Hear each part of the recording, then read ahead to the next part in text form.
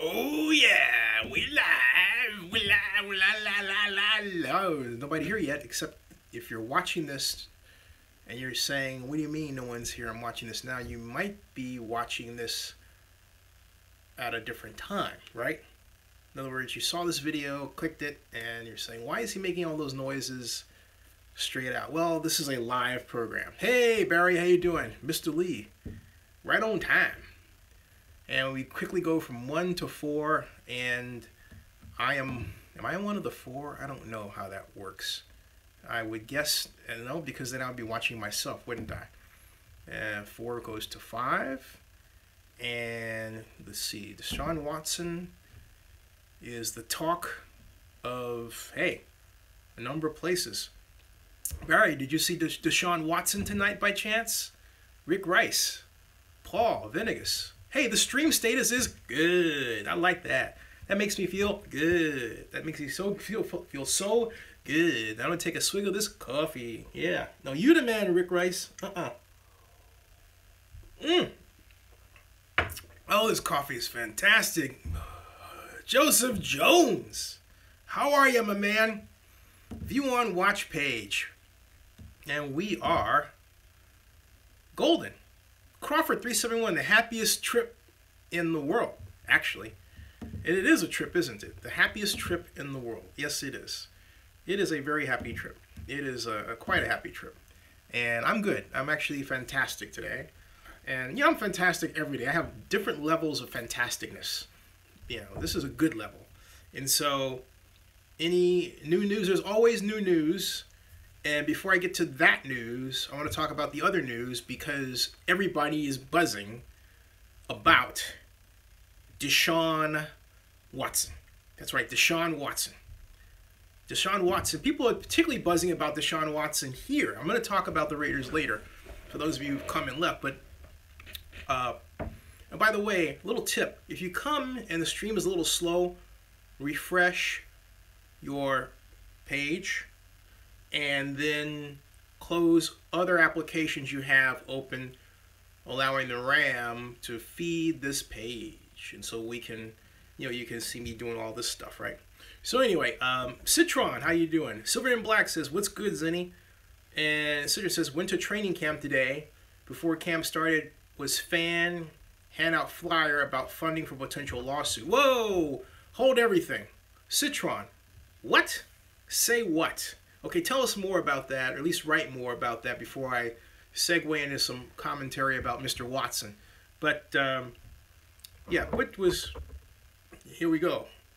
Rick Rice.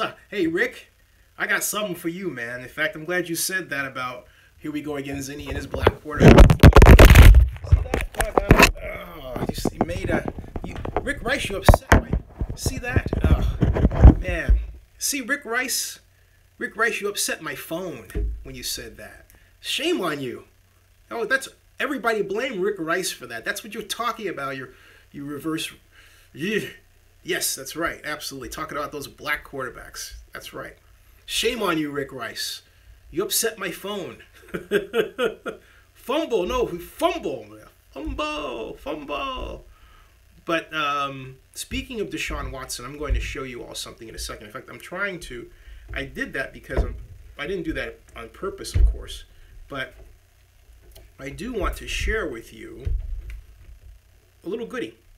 Actually, it's a big goodie. I'm putting the speaker in here right now. I didn't at first plan to do this, but your comment about black quarterbacks, Rick Rice, made me think to tee this up. I'm plugging in the speaker here, all right? So it is, what's going on here? That's there it is. Come on. It's not working. Where is it? Oh boy, there it is. Got it. Okay, got it. Had to lean all the way over and see the thing, all right? And so Citron explains that he was at Raider training camp today, and he says there was a flyer about a lawsuit and Sync's link to Facebook GoFundMe. Hey Citron, what did the person look like who was handing out the flyer? Was he like 6'5", rather big guy, rather hefty guys, healthy guy? with a kind of a large blockhead kind of guy? Would he look like that by chance? Just curious. So, and Citron says, Camp kind of lame this year, plus sitting next to a bunch of pro Vegas fans. Whoa, really? That's a new one. And Rick Rice says he did have a good game though, talking about DeShaun Watson. I think he'll end up being the best QB in this year's draft. Yeah, I agree with you. I quite agree with you. Citron says, yeah, hefty young guy didn't know about you. Kind of hefty young guy didn't know about you. That guy's lying. Anybody that's handing out a sheet of paper about this issue and this says that they don't know everything about me is lying. Straight out lying. Period. So just whatever. I care less. I was wondering if it was Russell Rivera. That's why. Because if the guy was like 6'5" or 6'6" and round and good guy, just kind of talks with a gruff voice, that's Russell Rivera. All right. If it fits that description somewhat, all right, that's Russell Rivera. So anyway, but that's it. That's he's trying to raise money for the campaign. No trolls. Well, I don't care about that. And hey, folks, let's do me a favor, moderators. Don't bring up negative stuff, okay? Keep it positive, all right? If you see a troll, don't tell me about the troll. Just get rid of the troll. Easy peasy, all right? That way we can focus on great stuff. That's okay. So, yeah, visit Vegas. We're going deep tomorrow. And Sidra says, I see try take photo email to your DB or Facebook. Evan Rawls says 0 turnovers from DeShaun Watson, solid passing game, great pocket presence and awareness, great start for Watson. I agree. And, once again, we have a quarterback that was, some say, not really ready for pro style, and yet is another example of the ever-fusing game between college football and pro football. What was most fascinating about the Texans game against the Carolina Panthers is that, hey, good evening. Thank you, Mr. Venegas, for your investment. What's really fascinating about this game is that plays you would see in the past that would be ran in practice but not in preseason, you see them commonly. For example, spread formation is an obvious example, but also on defense, the double A gap blitz, the corner blitz, a corner blitz on the first game of preseason. Wow, I mean, for those clubs, a cornerback blitz. They threw all manner, they being the Carolina Panthers, threw all manner of blitzes at the Houston Texans. I've never seen a preseason game like that. That looked like a regular season game, which leads me to believe that there was some conversation between the coaching staffs of the Houston Texans and the Carolina Panthers where the Panthers said, hey, you know what? Oh, the Texans said, hey, you know what? Why don't you just throw anything at us because we want our guy tested. And I'm talking about DeShaun Watson. And by all measure, he passed the test. Remember, that was his first game out. But he looked like a veteran. He looked fantastic. He really did. So what you guys think? And Barry Lee, who lives in San Antonio and wishes he had a football team down there, says, it looked like J.J. Watt's back held up tonight. It did. And that's a great observation, Barry Lee. I could not agree more. It really did. And now let's get to some Raider news. I'm going to interchange here. And I'm actually going to, for the first time, go beyond my normal. Excuse me 1 second, please, okay? Oh. Wow. Hay fever. It's change of weather around here. Joe Webb. That's right. I'm glad you brought that up, Rick Rice. We had Joe Webb, as Rick Rice would call another, African-American quarterback. Great job. Joe Webb has been in the league for some time with the Vikings. The man is a physical specimen out there. He runs like the wind, throws excellently, and now accurately.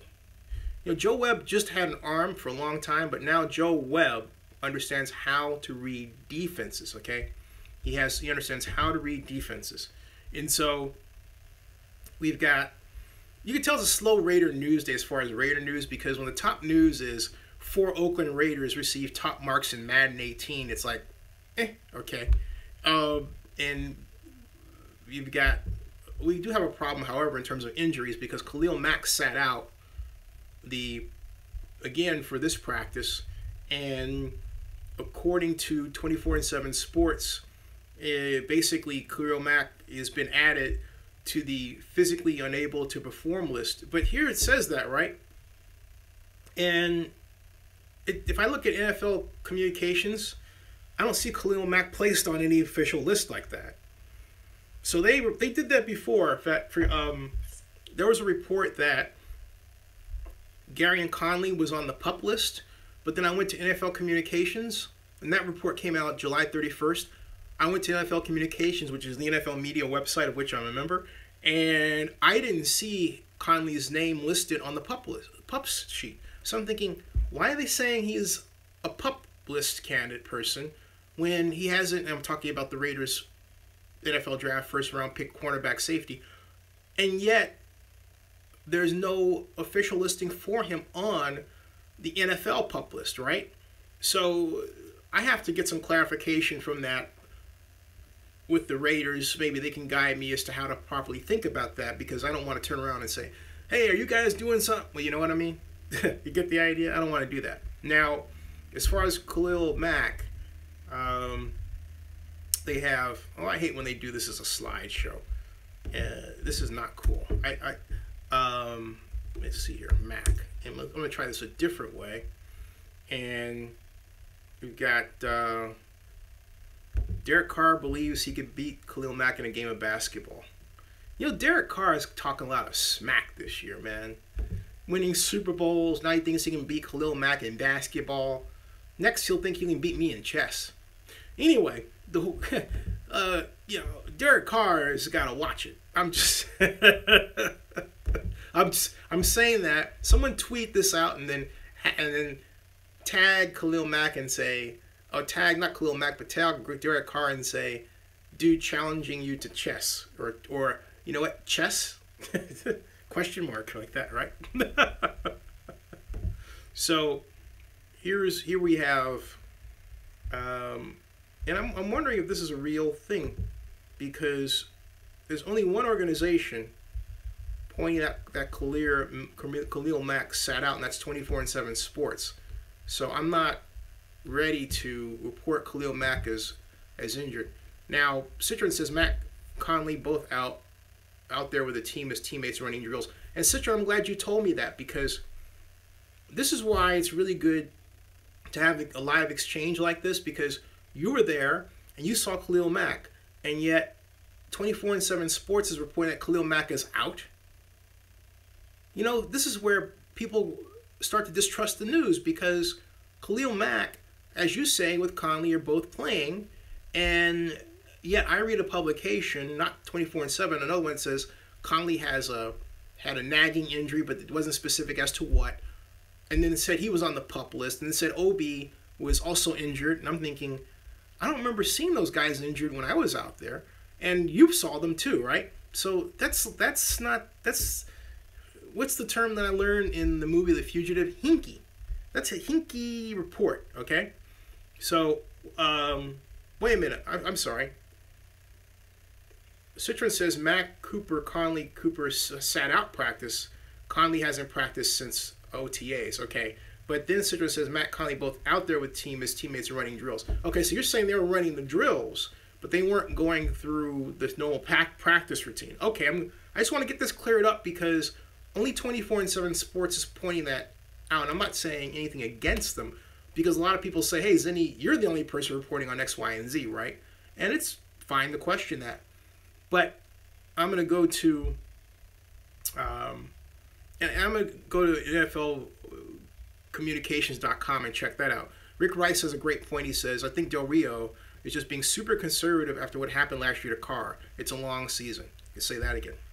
And Jacob P says Conley has shin splints. Right. And let me check NFL communications, right? And see, just let me see what the cat drags in, okay?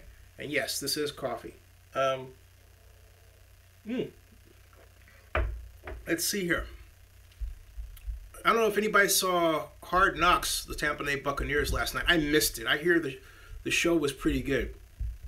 What do we have Hard Knocks with the Oakland Raiders? Let's see here. Inside NFL transactions. The last date of NFL transactions was August 3rd. We don't have any other updates. So we are behind. We're going to get, well, I'm sure we'll get some tomorrow. All right? Don't see that. We have a lot of insight to training camp live. Now, Jacob P says, and I'm a runner myself, shin splints are rough. Either really quick or long to get over. And Steve Collins says, $25 million will make a guy talk smack. You mean $125 million. You're talking about Derek Carr, I take it, right? Add a 125, 125, okay? Now, and Barry Lee says, look for the Texans' defense to be really good now if J.J. Watt stays healthy. Yeah, I want to see J.J. Watt and Jadeveon Clowney on the same side of the defense. Because Watt and Clowney are the stars. But you imagine putting Watt at defensive tackle and Clowney at end on the left side. Boy, you'd have, I think, the greatest tandem. That's what I thought they were going to do. I think you'd have the greatest tandem since Randy White and Harvey Martin of the Cowboys' doomsday defense of the 70s. Okay, and the late 70s and the very early 80s before the Cowboys went, Beautiful Harvey Martin, by the way, passed away at 50 years old of cancer. Too short a life. Too short. So I'm going to tweet this out and build up the info here. And let's see here. Hashtag NFL. There that is. Because the one thing about putting this out, and also, hey, let me ask, how many people got notifications? Citron says, I think Mac gave Matt days off when it was in pads. Jacob P says, is Las Vegas news good or bad? I'm going to read it to you, okay? And you can let me know what you think. How's that? You got a notification, Jake, okay? Jacob got a notification. How many people got notifications? Just put if you got a notification, put Y for yes. Put N for no. Y, yes, and no. Mr. Collins, how you doing? He did not get a notification. And Steve, thank you very much for the training camp tickets. I'm still here, of course.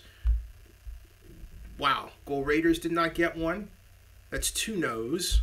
Who else did not get a notification? Joseph Jones got a notification. And who else?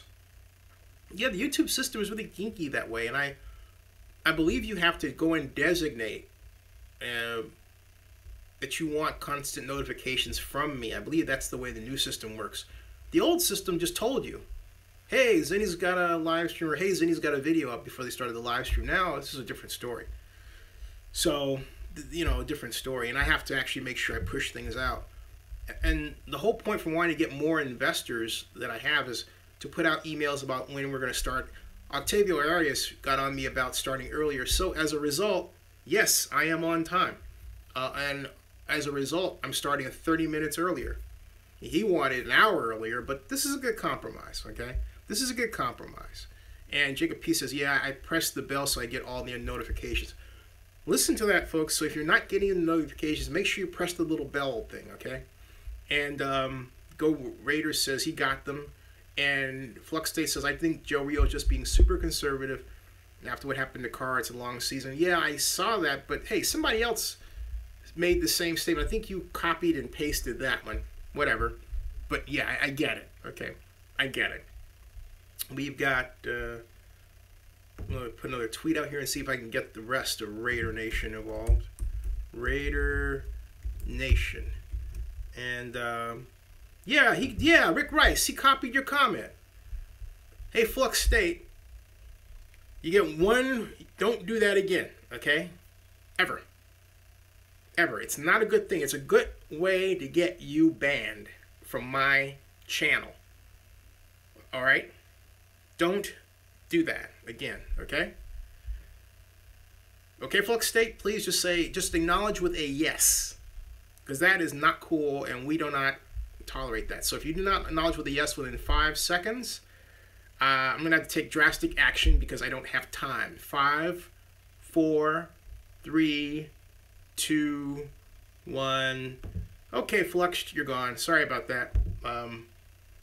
So Flux State is now gone. He's banned. Okay, Rick Rice, you don't have to worry about that happening again. That was not cool. That was not cool. Okay? Not cool at all. Because, you know, why do that? You know? Why reach into Rick Rice's mouth and take out his words?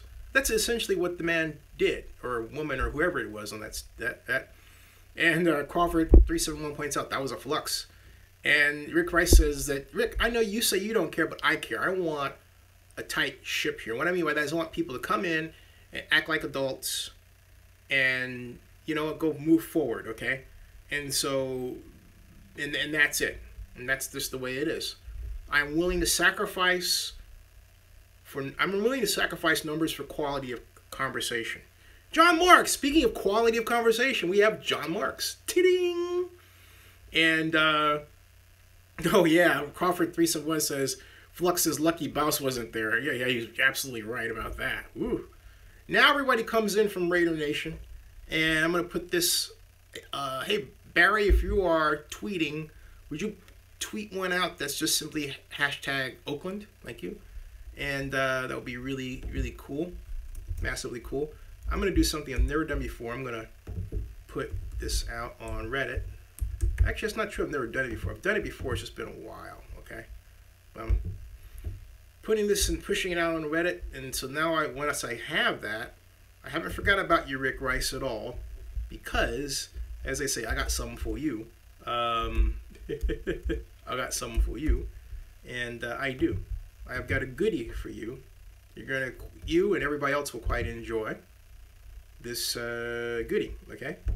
And bam, one of these things that you can only get at Zenny62, right there. All right, and so now that you see that, and we've got that out. All right, I was going to give it away. Don't want to give it away too much. And Jacob says we're just here to hear about the Vegas news. We'll get to that in a second. But also, remember, I need your help to expand the flock of people, because the more people that are on this channel, the more investors and the more traffic I get. Frankly speaking, the more revenue that's taken in, and the more it allows me to bring you that information. So I've got to expand it beyond just the narrow point. I'm an NFL fan. I cover the NFL. I want to keep that credential out there fresh. You know, besides, this is a reason why I say that. Because you didn't know I had this, all right? You had no idea I had what you are about to see, okay? And this is that thing you're about to see. Are you ready? Who is that? You tell me who that is, okay? Who's that? Who is that? I was wondering if you could give like a rundown of your outfit. You show the shoes, show the bow tie.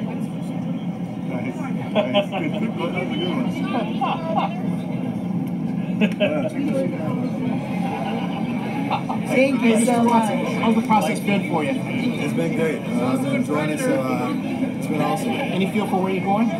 Not at all. I have no idea.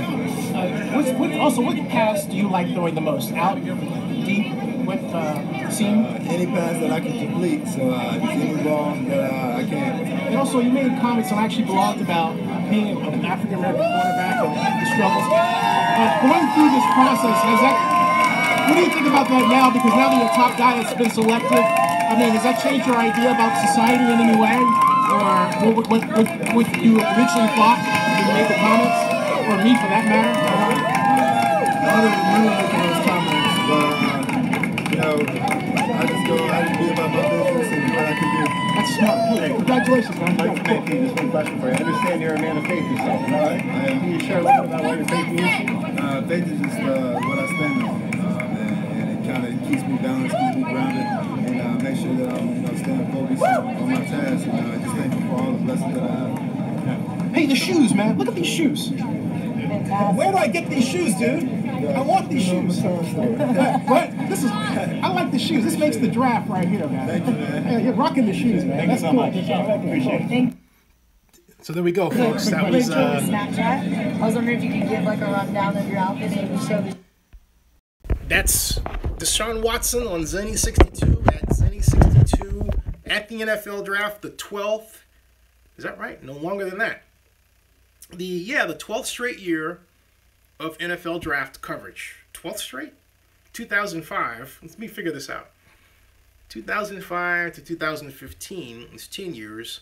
So yeah, 12th straight year of. Yeah, I know I did catch him at the. Like, I didn't intend to catch him off guard with that, Mr. Piling, and Tony, you're right. Let me explain for those of you who may not know. DeShaun Watson made a comment about the difficulty of being a black quarterback in terms of people underestimating him and assuming that he should play wide receiver or something like that, okay? And I wanted to ask him about that, but I didn't want it to come off as if I was asking him a hostile question, okay? So that's why I made, or rather designed, a rather wordy question saying, hey, you said this, but how has your view changed as you move through society, right? I was trying to give him a kind of a soft landing with respect to what some might view as a hard question. That was the whole point, all right? And so, hey, 831 Scott, how you doing? And Jacob P says, that's how the true media people do it. Thanks, thank you. And he was confused because he didn't quite know what to expect. And, thank you. Tony Pine says, it's a great question. Thank you. And John Mark says, I don't get it. Well, John, when you say you don't get it, what do you mean? I'll wait for you to type what you don't get, and I'll go on to what I think was going through his mind. And Rick Rice saying, he looks so confused. The NFL Draft is a really overwhelming situation for everybody. For one thing, it's huge. Oh, Michael Jackson shoes. Oh, those shoes were something, man. Those shoes were out of this world, okay? I mean, they were spiked. And he told me later where he got them from, I think in another one. But they were spiked. Spiked, pointed-tipped dress shoes. I've never seen, with sequins, I've never seen shoes like that in my life. But the man was dressed to the nines, ready for the draft. But when you are that young, and that's the problem, it's easy for us to forget that we're talking about, for the most part, new players who were just teenagers, 19 going on 20, 21. They are truly young adults. But because of their physical size, we subconsciously believe that they are much older and much more mature. Not true. And therefore, much more ready for the spotlight than they are in some times. At some time, DeShaun Watson played in the ACC, he played for Clemson. At a time when the ACC is getting into the spotlight, what with the national championship play recently at Florida State, and of course Clemson winning the national championship, beating Alabama, the darling of the SEC here and down in South here in Georgia, right? But in other states. But Clemson prevailed, and so with that comes the spotlight. Those players are used to that spotlight at the college level. Even having said that, you have that brand new situation coming onto the Philadelphia Art Museum floor. Everything around you is NFL, seemingly for miles. People are coming at you never talked to before, including me, never seen before. Everything is heightened. The outfits are fantastic. The tuxedos are all over the place for those who are, and the suits and the tuxedos are all over the place. The women look fantastic. So your head is on a swivel.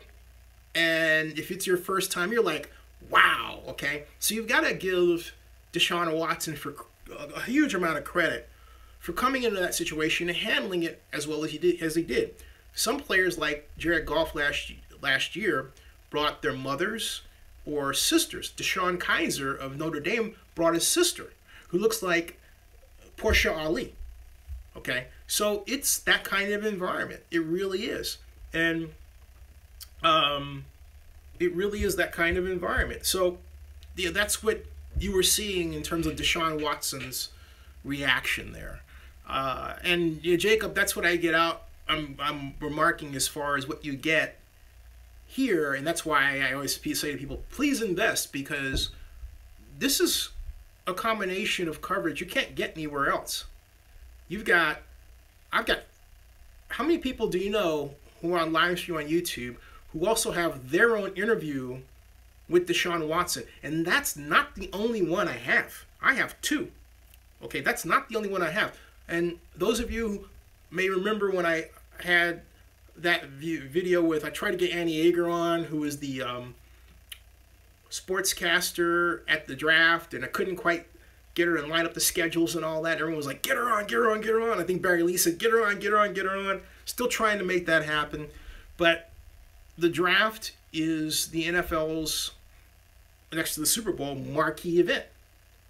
And you can't get that coverage here. So it's more than just the Raiders Las Vegas news. This is an NFL stop. And I want people to think of this as a place to come to talk about NFL news. The Raiders are first, of course, but we're a big tent, a gigantic tent, all right? A gigantic tent, okay? So that's it. Now, moving along, having said all that, we will now get to one more thing. I want to get to some other news that you might find of interest, okay? And that has to do with the update regarding the Oakland Raiders Las Vegas parking situation. And that's and so yeah, see, Crawford says that we all want a little break just from the Raiders Las Vegas stuff, because you get hit over the head like that over and over again. It's like, okay, fine. And I want some, as the gentleman who is the actor put it in Skyfall, difference for the sake of variety. As he said, Ralph Fiennes said in Skyfall during the third act in the Ministry, for the sake of variety. You want a little conversational variety to keep your mind going, right? And that's what you really want. And okay, so you got I am looking for, boom, we've got all right there, and let's see here. We had, I thought, an interesting, very interesting, and it's not there. All right, I'll just tell you what happened.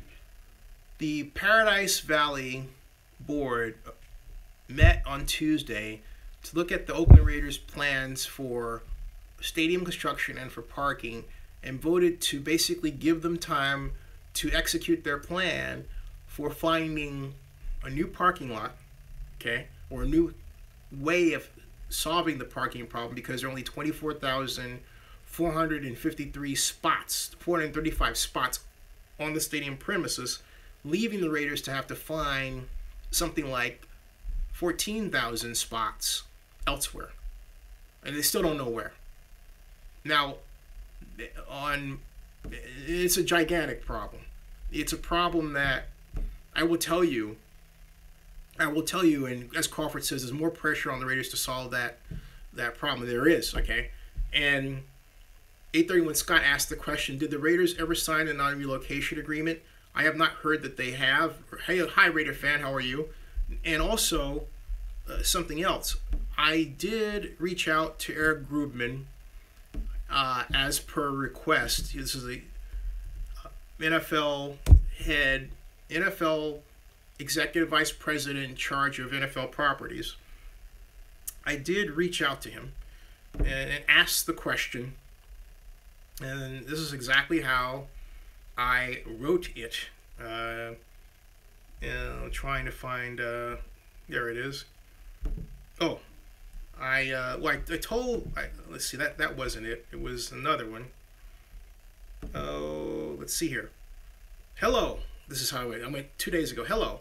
Viewer wants to know if the NFL owners would have approved the Oakland Raiders to Las Vegas if they heard Mark Davis saying the move might cause him to go broke, as he said today on television in Las Vegas. I have not received an answer to that question. So there you go. I did put the question out. I have not received an answer back. And I don't expect to receive an answer back to that one. But you never know, right? It's worth putting it out there to find out. But that one, Eric's not going to touch via email. I knew that, but I wanted to put it out there anyway. So I did. Now, Crawford said lease agreement. All right. And Jacob P says, what is the one document the Raiders did sign? The great question, Jacob P. The one document the Raiders have signed is the base master lease agreement. But the way the lease is signed, I'll say this before I say that. The way the lease is signed is such that it's contingent upon the completion and signing of 12 other documents before the lease can truly be considered complete. Right now, we have just the one. That is where we're at. And I will, just for the sake of clarification and the sake of information and the sake of variety. I love when Ray Fiennes says that word in his English slang, variety. For the sake of variety, I will tell you about the documents that are needed. I will, right now, lay them right on the table and explain to you how this is supposed to go, okay? And that's what I'm going to do. In fact, it says they took the summary document off. We have project documents. We have the stadium lease agreement, conditionally approved. We've got the budget summary sheet, the final budget, and the staff memorandum on Raiders lease. We had a third one, and that third one was the statement. The third one was actually the list of documents that's needed in total. Okay, so let me do this another way because something funny is going on here. They had a listing of all those documents and that were needed to be signed in a quick link, and that quick link was very quietly removed. Very quietly removed. That's fascinating. It really is. So it was taken away from the documents page. So let me try this another way. See if I can get this and get this out to you another way. Because, oh, here, I found it. All right. And I will. All right. So you've got preliminary findings required. You've got the stadium lease agreement, which was done. Okay. You've got the stadium development agreement, which needs to be done. You've got the two non-relocation agreements that need to be done. All right. You've got the, let's see here. Not only do we have the two non-relocation agreements, I'm zooming in as I do this. Zoom in. And zoom in, and zoom in is not working. You got the two non-relocation agreements. You have the construction agreement, construction workers agreement, for lack of the proper term. You have the UNLV Raiders joint lease agreement. Okay, so you've got the financing document agreement, and you have the construction agreement. No, the land agreement. That's right, the land agreement, because the authority has to officially approve the land, and that hasn't been done yet either. Okay, So there you go. Now, those are not all of the agreements, but those are the ones that are of primary importance. Primary importance. But what I find fascinating, and really threw me for a loop, is that they took down the link that went to the PDF that had them all on one long go so you could see the list of them, right? That's interesting. So, we've got Juan Ramirez. How are you doing? He says, any word on the potential move and recent negative spin regarding parking? That's what we're talking about, Juan, excuse me, Mr. Ramirez. And the word right now, again, is that the Paradise Valley Board had elected to pass on the Raiders' plan to find new land for parking to the full Clark County Commission. I believe they have a presentation next week for the 16th. Yeah, and so I'm typing Paradise Raiders parking to see if there are any news updates here that I may have missed other than what I've got myself. And this was 2 hours ago. This is 2 hours ago. This is posted by, what time is it now? It's 12:15. This was posted on the Las Vegas Review-Journal website just 2 hours ago. This is brand new. Parking concerns remain ahead of vote about Las Vegas Raiders Stadium. And they have a photograph of Lucy Stewart, who is the land planning consultant and principal of LAS Consultants. Not too hard to figure out what LAS stands for. Lucy A. Stewart. Anyway, presents the Raiders Stadium project to Paradise Township residents and the Paradise Town Advisory Board during a meeting with the Clark County operations. And I will, for the sake of variety, show you the photographs from that real quick. Here we go. Okay. Ta-da. That is Miss Lucy right there. Okay. Lucy Stewart. All right. And we've got more photographs here.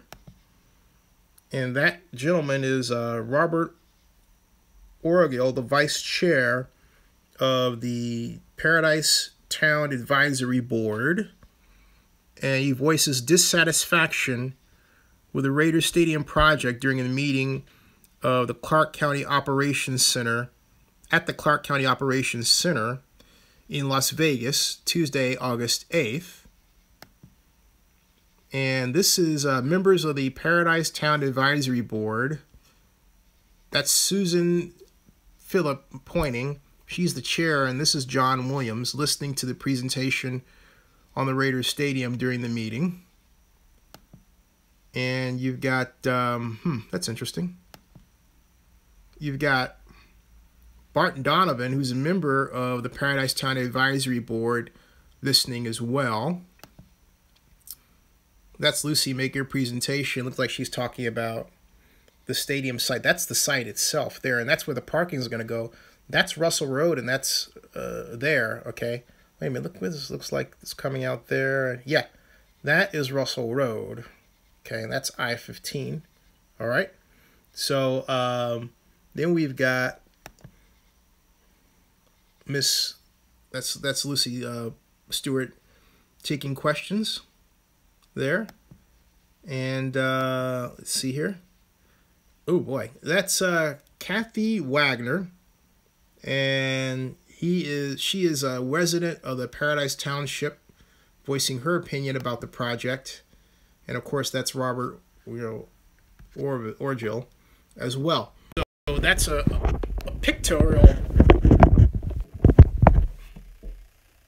slide through of the Paradise Town Advisory Board looking at the Raider plans, and what was written here by Michael Davidson in this article that was posted just at 7:30 p.m. Pacific, which is 10:30 p.m. 10:30 p.m. They changed the time on me. It said 7:30 p.m. No, it's 7:10 p.m. is when it's posted. At any rate, it says shepherding 65,000 football fans to and from the proposed Las Vegas Raiders Stadium remains paramount as the mammoth project lumbers toward the kickoff of the NFL's 2020 season. Lumbers. That's interesting. Now, one moment, please. Just a little bit of housekeeping here. I want to get out of the way. Okay, and boom, there's the housekeeping. Boom, there's the housekeeping. I'll continue, all right? I'm not going to read the whole thing to you. I'm just going to cut to the chase. And it says that it has, Clark County commissioners are expected to vote next week whether to allow the project to continue. Ooh. While approval is all but certain, county staff has requested several stipulations be incorporated. Chief among those stipulations, and I'm reading from this article, is a deconstruction plan be put in place if the stadium project stops. That close to, and another one is that close to 14,000 off-site parking spaces be ready within 1 year. 1 year. And that a forthcoming contract requires infrastructure upgrades which is wholly necessitated by the stadium be provided by the Raiders. Holy shit. You know what that means? That means holy, I cursed. Wow. That means, they are trying to put the screws to the Raiders and enforce SB1. Whew. I think one of you asked me, and I'll go back to the point here. One of you asked me not too long ago, a few days ago, in fact, I think it was you, Jacob, asked me where the whole issue of, and Tony says it right, money, more money, more money, more money, more money, more money. Asked me how much the organization, the Raiders, was going to have to spend in terms of off-site infrastructure improvements as per Senate Bill 1. Well, if that article is to be believed, the Clark County Stadium Authority, thank you, Mr. Buchanan. Hey, by the way, I encourage PayPal because if you put it there in Super Chat, I have to actually wait for it. Whereas PayPal, I get it immediately. So it's, it helps either way. You get your shares either way, but the PayPal is really cool to have. Now, I will say this. The announcement that Clark County is going to enforce upon the Raiders expenditures on infrastructure, off-site infrastructure improvements means that of the total $900 million, a little north of $900 million cost for off-site infrastructure improvements, this guarantees that the Raiders will pay an adequate amount. I predicted $450 million. Clark County adding the stipulation in all but guarantees the Raiders approach some number near that. Now, that is on top of the Raiders having to find land for 14,000 parking spaces. So we are really looking at a project more expensive than the Raiders bargained for when they first embarked on it. This project is officially a money pit. Beyond Oakland, with the Raiders having to spend money they would never have had to spend in the Oakland context. That is where we are right now, okay? So, Joseph Jones says, $750 million isn't looking like a lot of money now, isn't it? No, it's not. And it's not. Jacob P. says, if Mark Davis were to sell the team, do you think he would sell it to where he'd get the most money or to someone who would continue to work with the Vegas move? How would this process work? Well, that's a good question. I believe they would sell it to someone who would get the Vegas process to work, and I believe I have a sneaking suspicion that someone may be a person like Sheldon Adelson, based on conversations they had back in October. Now, I'm going to do more research on that because that's an excellent question, and that's one that I really want to dig into. Now, Go Raiders says, and so, let's see here. 831 Scott says the parking situation is a big deal. Tailgating is a part of the fan experience, and if they can't tailgate, it's bad news for the Raiders. He's right. 831 Scott is. The NFL and their fans, and it is. You're absolutely right. I mean, what are you going to do? Oh, go to that 8th floor of that parking lot 2 miles away in the 100-degree heat and, fire up your Bunsen burner and grill indoors. Oh, and by the way, it's already hot. You're just going to make it hotter. And oh, by the way, there may be flammable material, by the way, nearby. So, we're not, oh, and Mr. Stone, Pharaoh Stone, thank you for the investment, Mr. Stone. Thank you. Oh, and by the way, we're not going to have any sprinkler systems to put out the fire if you start it. So, you're good luck. It's a ridiculous situation. Absolutely ridiculous situation. So, Donis says, Mark Davis needs to ask himself, is it worth it? He does. This is a disaster in the making. It is. Jacob P. says, but the NFL wouldn't allow the purchase from a casino man, right? Well, ostensibly. Henry Flores says, Zinni, will the NFL allow Mark to sell the team to Sheldon Adelson? Here's what I believe. I believe that a war is in the offing. And that war could be between Jerry Jones and a faction of owners and another faction of owners led by Roger Goodell who don't want that to happen. Jerry Jones, as he told me personally, is supportive of Sheldon Adelson owning the Oakland Raiders. I will repeat that again. Jerry Jones told me last year that he is supportive of Sheldon Adelson owning a portion of the Oakland Raiders. He didn't say the Oakland Raiders outright. In other words, he didn't say owning the Raiders outright at the time, because I didn't ask him that. But he did say to me he was in favor of Sheldon Adelson owning a portion of the Oakland Raiders. So therein sets up what could be a potential battle between two factions. The old guard, if you will, that don't want the NFL to move in the direction of gambling that would be so rapidly headed toward, and the young guard, if you will, led by Jerry Jones, which is the opposite. So,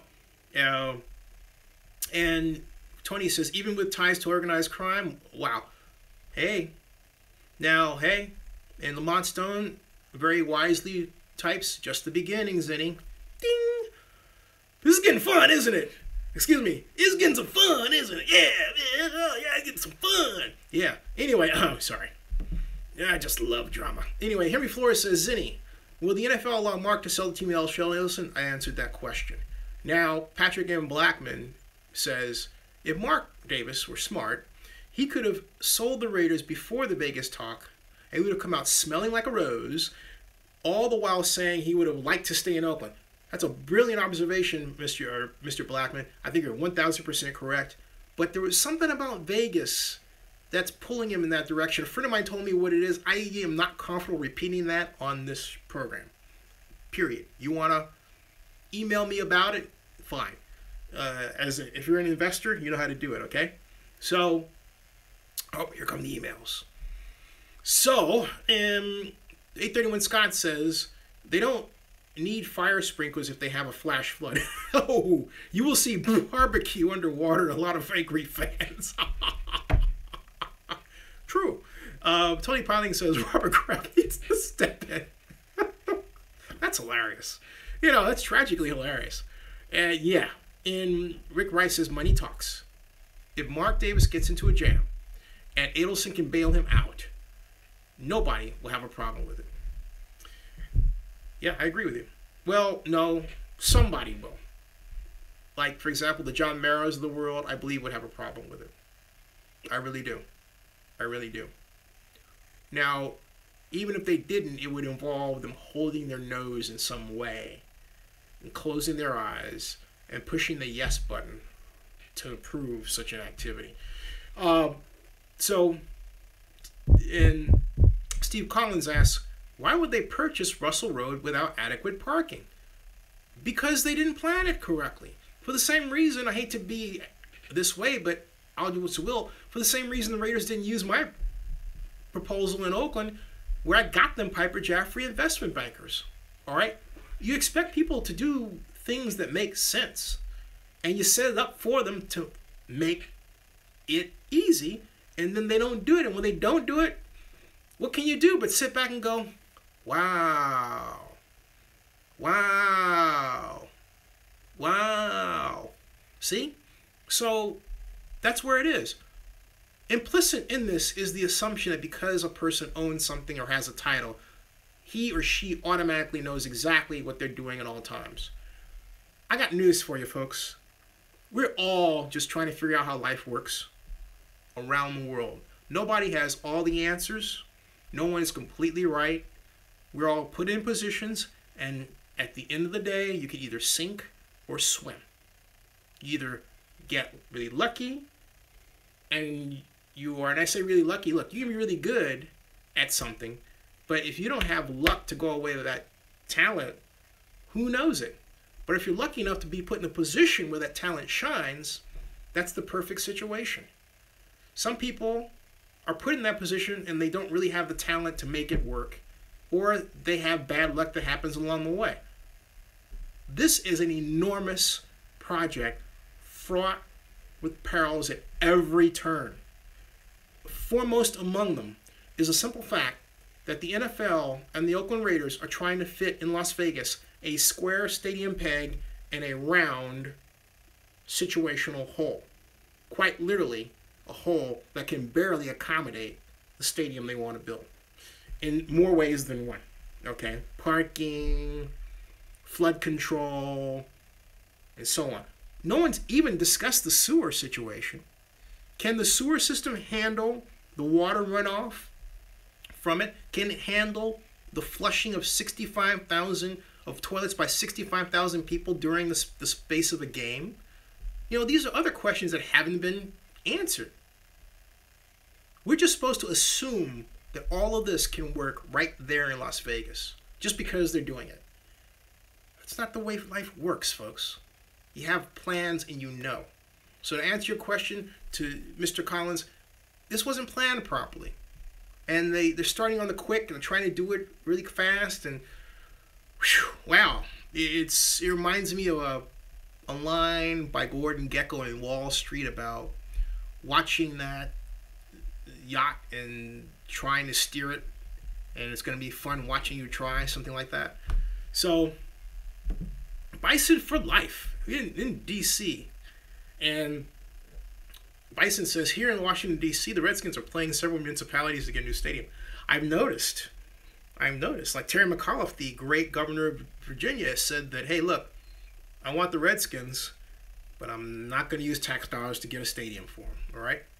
And Jacob P. says, do you think that Robert Kraft wants the Raiders in Las Vegas or Oakland? I think Robert Kraft is going to side with what Jerry Jones wants right now, but he's not, he being Robert Kraft, an unreasonable business person, he's not going to say at all costs. Okay, he's not going to do that. And if it looks like the NFL owners have to step in and make this a reasonable investment by an injection of money, that's when things get bad. And I have a sneaking suspicion this may be headed in that direction. So now we've got, I believe, we've got the Rick Rice says, I got Rick Rice's comment. I got that one. Donna says, why? Jerry Jones is selling NFL's soul. Shaking my head. Patrick and Blackman laughs at 831 Scott's comment. FTX168 says, so Adelson fronts money to Davis, and Davis agrees to sign ownership to Adelson's kids. Isn't that pretty much selling the team to Adelson? If that agreement was struck. Now, I believe part of the agreement that was struck was to give Davis land, not land, but money to buy land up front, maybe $200 million, which is chump change. And I'm not calling anybody a chump. I'm just saying it's chump change for Mr. Adelson to pull out that kind of money. He would say that's a rounding error, okay, for him. This guy is massively rich. That's a rounding error. So he gives Mark Davis, $200 million. Says, hey, or $100 million. Says, hey, go out and buy some land with that. That agreement, I believe, was separate from any future ownership agreement. I really do. And I do believe that when Davis talks about a promise he made to Governor Sandoval, note he never really spelled out the terms of that promise in detail. And I believe that part of that promise kind of went like this. All right, I'm going to engineer, Mark, so that you can get money from Adelson up front. But you have to promise me that you're not going to back out of this. Okay? We're not going to back out of this because we're giving you money up front and we're going to get you $750 million. But you can't back out of it. And so here's the Mo Green situation for Davis.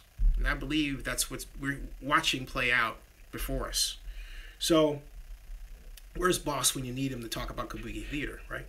So Bison for Life says, Zinni, many NFL stadium deals are tied to nearby real estate, and is Vegas in this territory?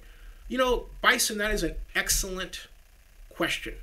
And let me bank that and see if I'm missing anything before I go. Hey, I'll see you, Go Warriors, Go Raiders, excuse me, and Bison for Life. And 831 Scott says, I don't like Jerry Jones since this Raider situation happened. He needs to keep his business on his own team and keep his opinions about other teams to himself. That's 831 Scott. And Jacob P says, this is over a $3 billion project when all is said and done, and probably, well, I'd vote for $4 billion, okay?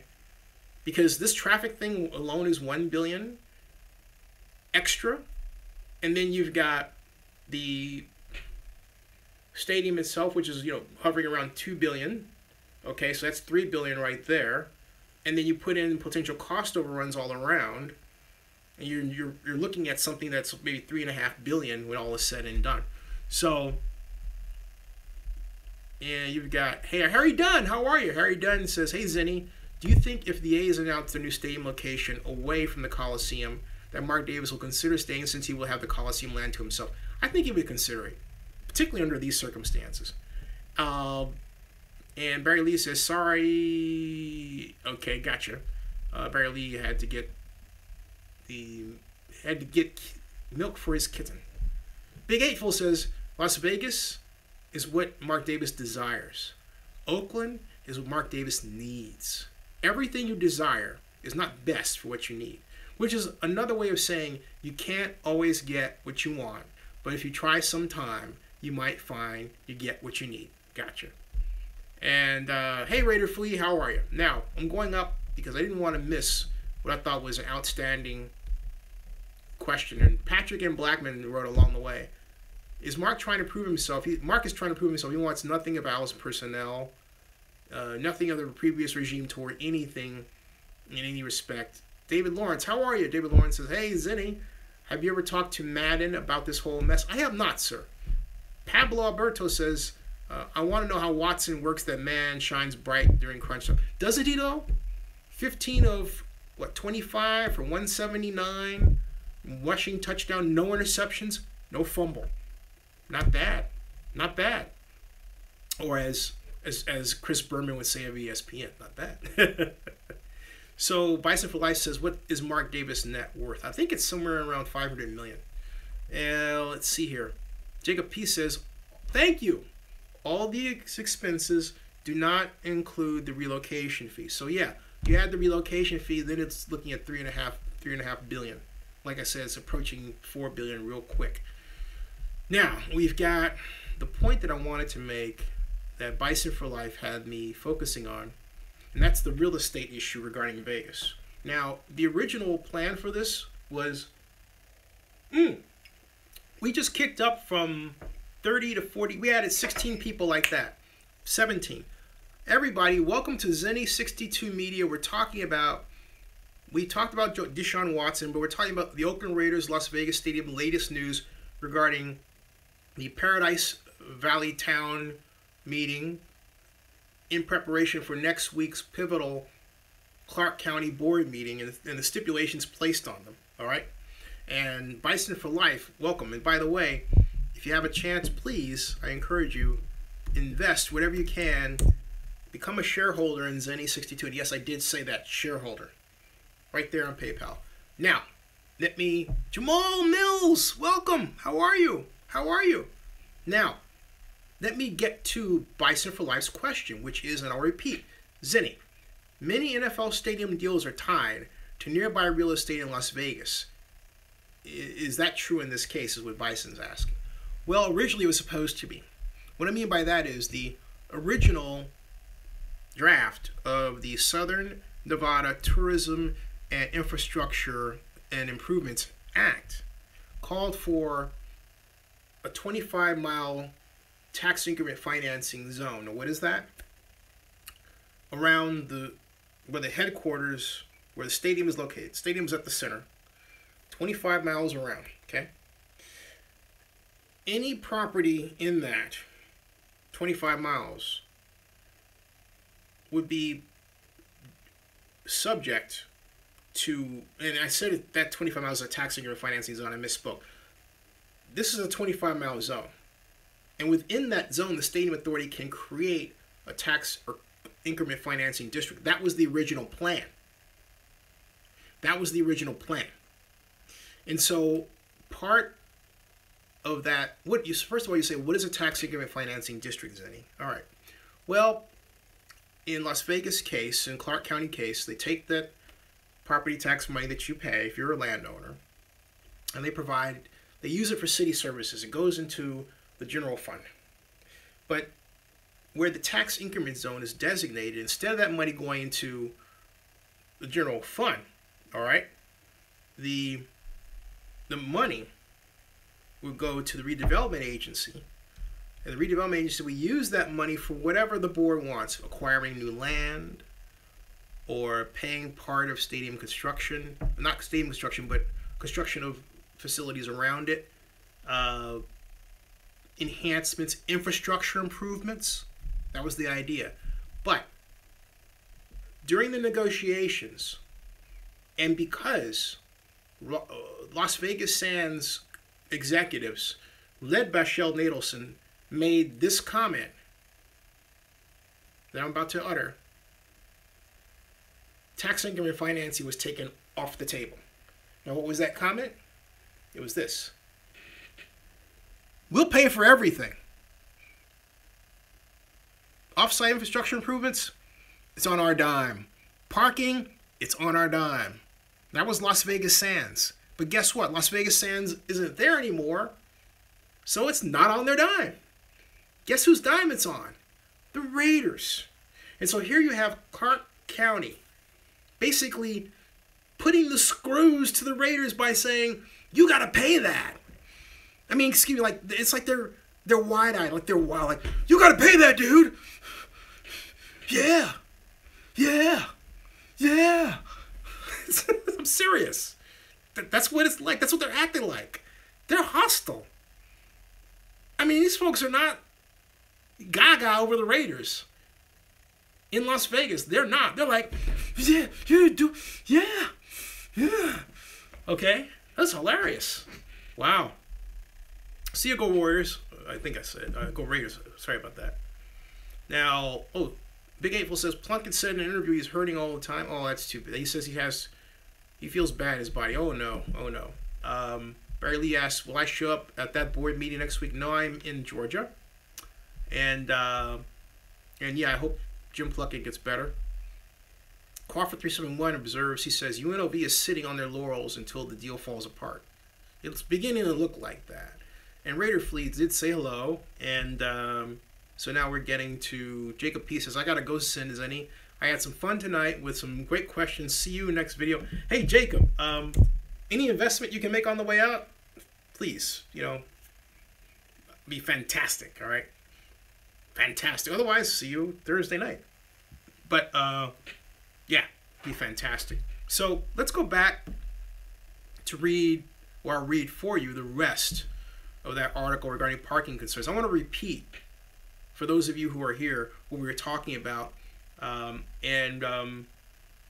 I get you, Jacob P. Got you, man. Appreciate it. Love you. And hey, you know what? Another way you can help Jacob P. is to take this, live stream right now and post it on Facebook. Okay?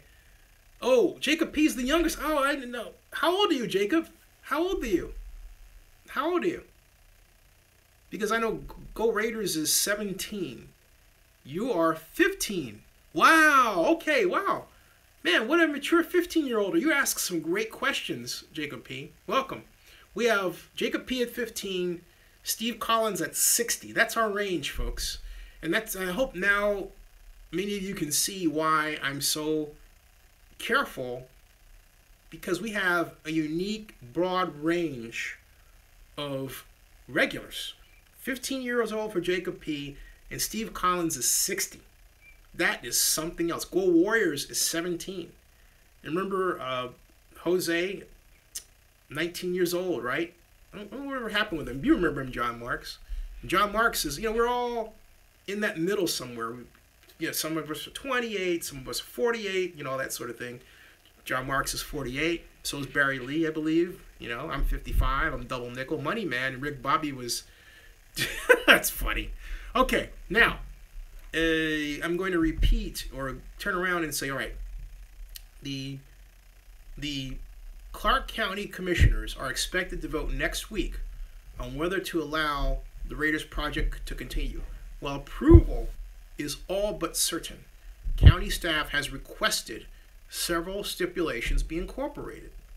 Chief among them, that a deconstruction plan be put in place if the stadium project stops, that close to 14,000 off-site parking spaces be ready within 1 year, and that a forthcoming contract requires infrastructure upgrades wholly necessitated by the stadium be provided by the Raiders. I'm going to repeat that because the sentence wasn't correctly written.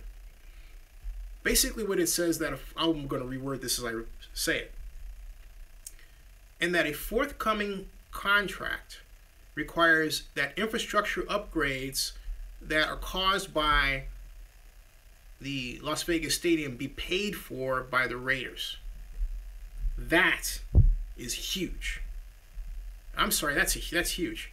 Now here's a quote. It says, this is by Nancy Osmundson, who's Clark County's Director of Comprehensive Planning, and she says, if it is determined that they need a pedestrian bridge at this location, or they need wider sidewalks on these streets, or they need streetlights here or there, any upgrade of the infrastructure based on the development on the site, we can request that in the development agreement, said Nancy Osmundson. Holy sticker shock. Woo-wee! Holy sticker shock. A plan 30-foot wide, and this is what, everyone was saying, oh, that's not true, Zinni. They're not going to make them pay $450 million total. You don't know what you're talking about. Yeah, I'm thinking, yeah, right. Here it is. Because look, INDOT laid it out October of last year, October 10th in the study that was leaked to the world by the Las Vegas Review-Journal on the 14th, all right? And almost killed the project right then and there, okay? So my point is that we're seeing right here, oh, thank you, Mr. Scott and Mel, thank you. We're seeing the flowering of this. This is wild. This is really wild. And so, no, and Las Vegas is not ready for this big league unless you spend $4 billion total. Okay? They're just not ready. Let me complete this report here. Now, she said, a plan 30-foot wide pedestrian bridge spanning Interstate 15 to link the stadium to the Strip is planned. It would be heavily used on game day, as consultants expect almost 1/3 of all attendees will walk from hotel rooms located within a mile of the stadium. Fencing and a 4-foot-high pedestrian barrier are planned to run along Polaris Avenue and a portion of Russell Road and Hacienda Avenue, which surround the stadium. They better watch the design of that bridge, because if that area floods anywhere near the way floods were around last week, those folks are going to be walking across that bridge and into water. Okay? That's not funny. I'm not kidding you. So, wow. Talk about whole bad planning, all right? Wow. Now, here's the quote. It says, Lucy Stewart says, it won't be a free-for-all. People won't be able to walk wherever they want to. Raiders representative Lucy Stewart told the Paradise Advisory Town Board on Tuesday. What does she mean by that? Saying it won't be a free-for-all, people won't be able to walk wherever they want to. Does that mean that they're not going to provide sidewalks where necessary? Oh, another battle in the works. Parking options. Because, I'm reading the article here. Because 85% of the stadium's parking will be off-site. Plans are in the works to find areas to place cars. You and I both know that.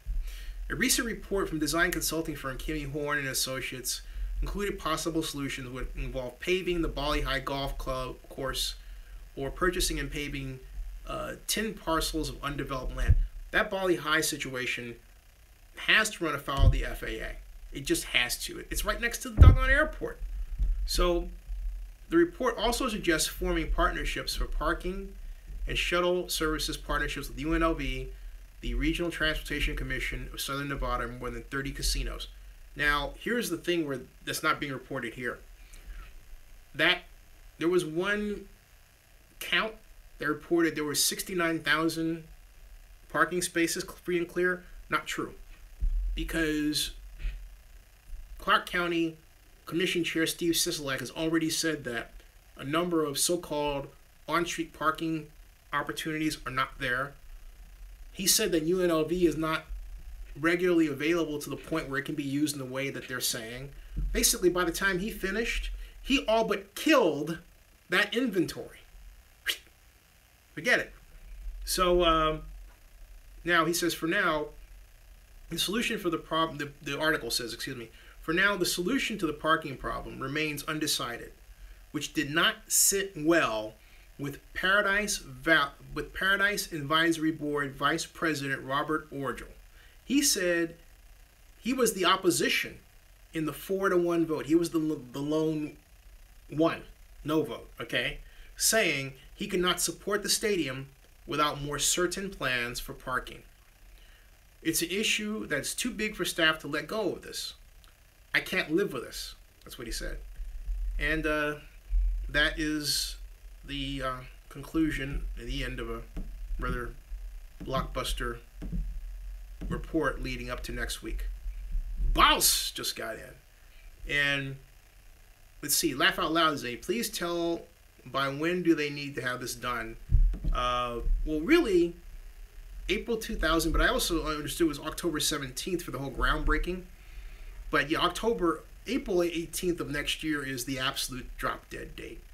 Can't do it by then, guess what? Reverts to UNLV, okay? It reverts to UNLV. So, yeah, this is a big problem.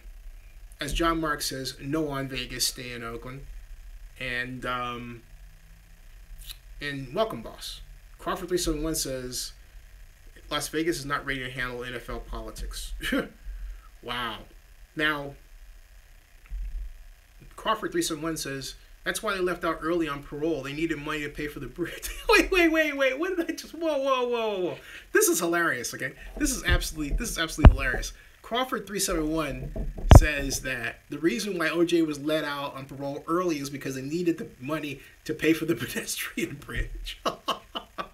Hey, everybody. Now the 51 viewing. Welcome to Zenny 62 Media, Zenny 62 live stream. We're talking about the Las Vegas, Oakland Raiders, Las Vegas stadium plans, the parking problem, updates on that. We talked extensively about DeShaun Watson and his incredible first outing. Fantastic. But right now the news is about Las Vegas and how this parking issue has been exacerbated by a stipulation by the Paradise Town Advisory Board to the Clark County Board of Commissioners that the Raiders be made to pay for any infrastructure improvement around the stadium. Sidewalks, street lamps, and so on. And Nancy Odmondson, the Director of Comprehensive Planning for Clark County, said this. She was quoted as saying this. And what she is asking for is right in line with the same Senate Bill 1, the Southern Nevada Tourism Improvement Act, where it states that the developer, the Raiders, has to pay a, quote, adequate, unquote, amount for off-site off-site transportation improvement. It's an off-site transportation improvement, okay? There. So let's divide this into its appropriate places. We have off-site transportation improvement, and we have off-site infrastructure improvement. And any off-site infrastructure improvement is said that off-site infrastructure improvement are things like adding new sidewalks, new street lamps. And all of that will be necessitated by the stadium. That's different than off-site transportation improvements. So the Raiders have a double problem, okay? And I just realized, I apologize, folks, but I just realized cognitively, the Raiders have a new dual problem. The Senate bill calls for the Raiders to pay for an adequate amount of off-site transportation improvements, like, for example, an interchange or a high occupancy vehicle roadway and so on. That's the transportation side. But then we have the infrastructure side. And the off-site infrastructure improvements are such things as new sidewalks and new street lamps. And as I'm going to find the quote again because I want to make sure that I get the quote down. And I have appropriately recited the quote to you because it's very important to retain and internalize as part of this discussion. And again, it goes just like I'm scrolling down here. It goes just like this, and it says that, excuse me, if it is determined, here I'm quoting Nancy Odmundson. She is the Director of Comprehensive Planning for Clark County. And if you may remember that name, she's the person that gave the speech before the Las Vegas Stadium Authority informing everyone of this parking problem to begin with, and the parking count with respect to seats, like one parking lot for every 4 seats. That was basically the rule of thumb. Okay. She says, if it is determined that the county, needs a pedestrian bridge at this location, or they need wider sidewalks on these streets, or they need streetlights here or there, get it? Here or there, or here or there, get it? She's saying this. I'm only quoting what I'm reading here. All right? Any upgrade of the infrastructure based on the development on the site, we can request that be put in the development agreement. She said we can request that in the development agreement. In other words, they can write the development agreement, which is part of the giant lease. We can write the development agreement in such a way as to force the Raiders to put that in. That is separate. That is separate and apart from what the SNTIA calls for, the Southern Nevada Tourism and Improvements Act, which calls for off-site transportation infrastructure improvements, not off-site infrastructure improvements like wider sidewalks, which is the other consultant report. That's what that deals with. So now the Raiders have potentially, they have a bigger cost on their hands than this originally looked like. That's what this is.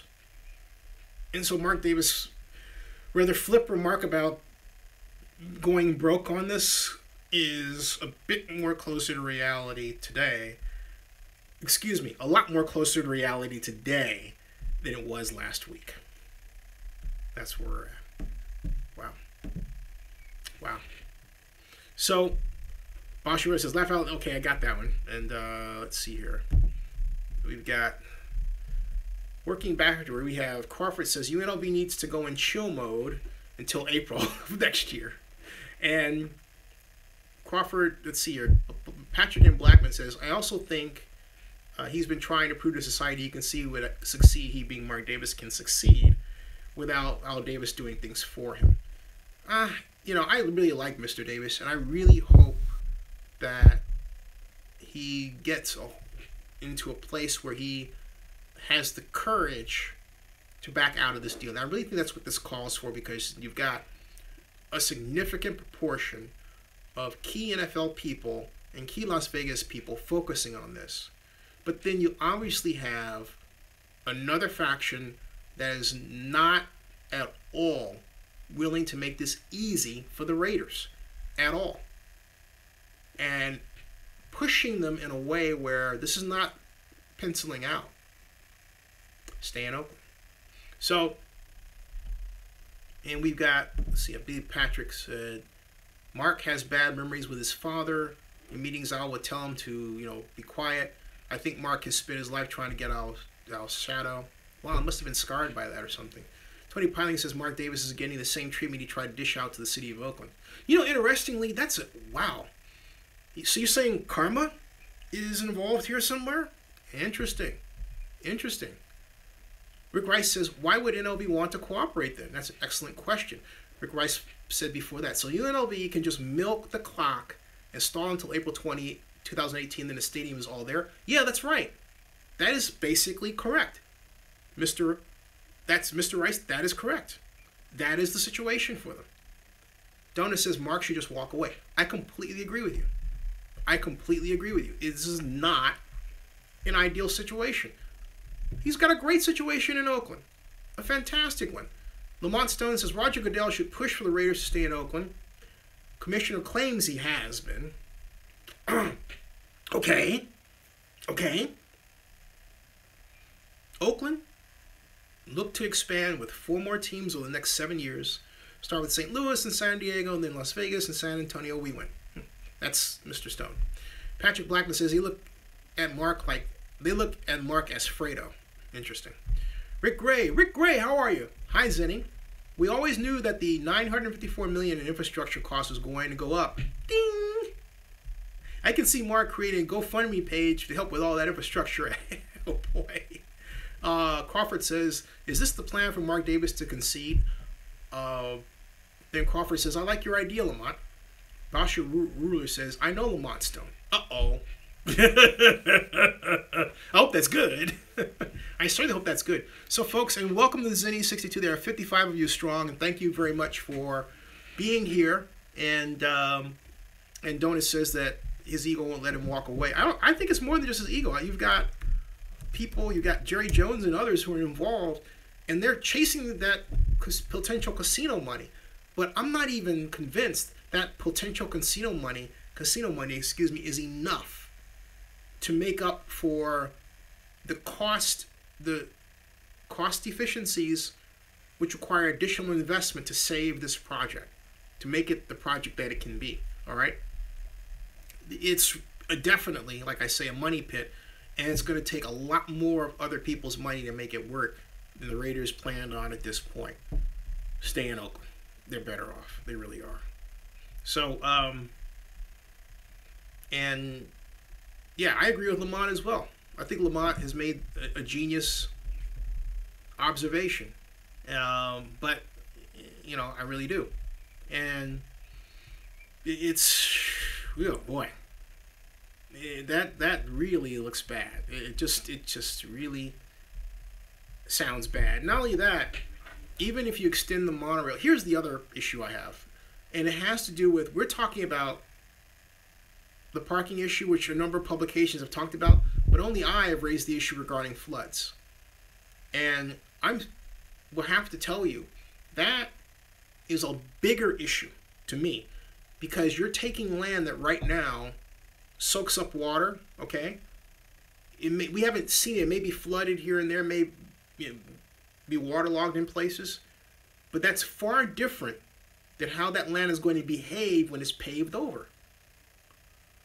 The key reason you have floods in the Strip is because You have a lot of areas that are paved over with concrete, but you do not have proper drainage to get the water out of the way.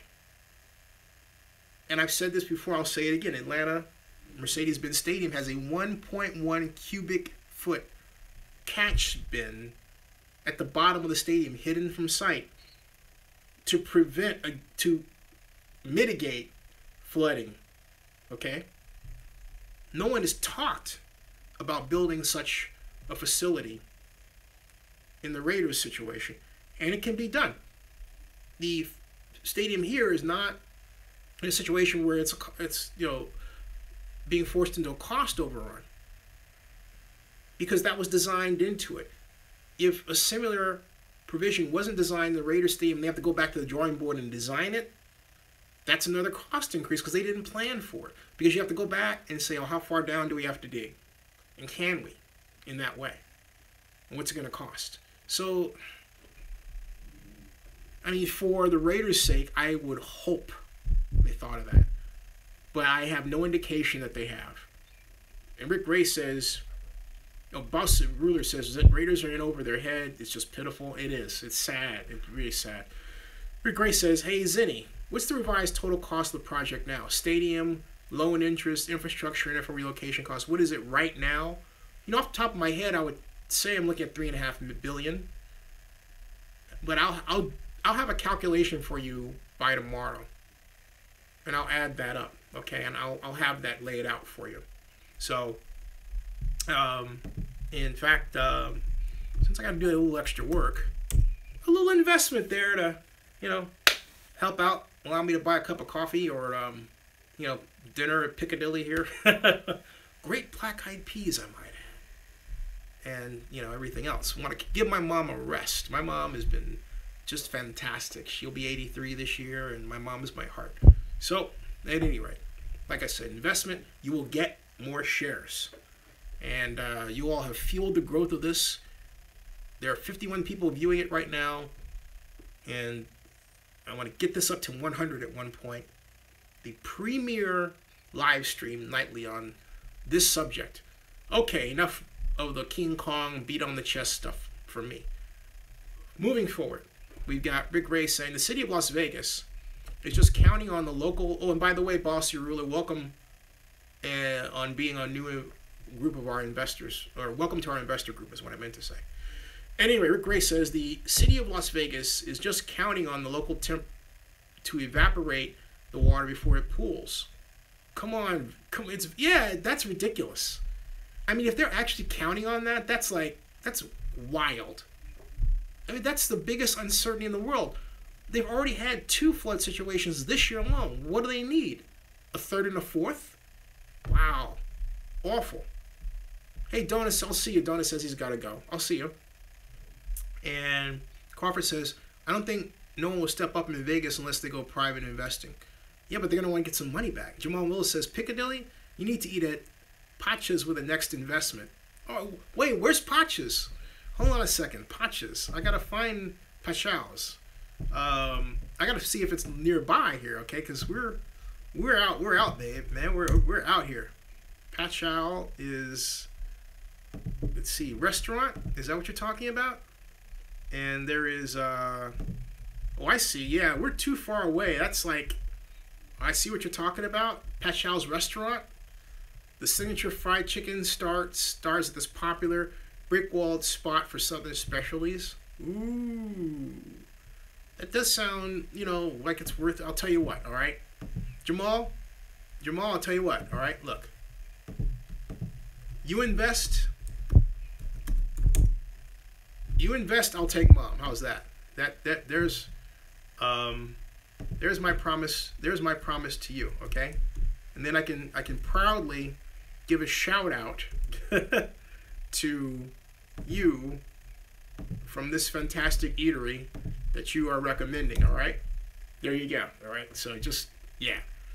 That would be fantastic. That would be absolutely fantastic. So, that would be absolutely fantastic. Now, we've got the next item of business. I'm going to stop at 1:30, and it's 108. It is 108. Tomorrow, the game that I'm going to be watching, the Rams versus the Cowboys.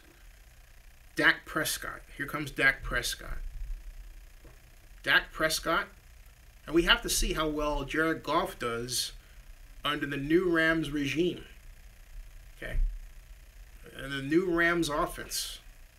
That's going to be something to watch. I can't wait. I can't wait.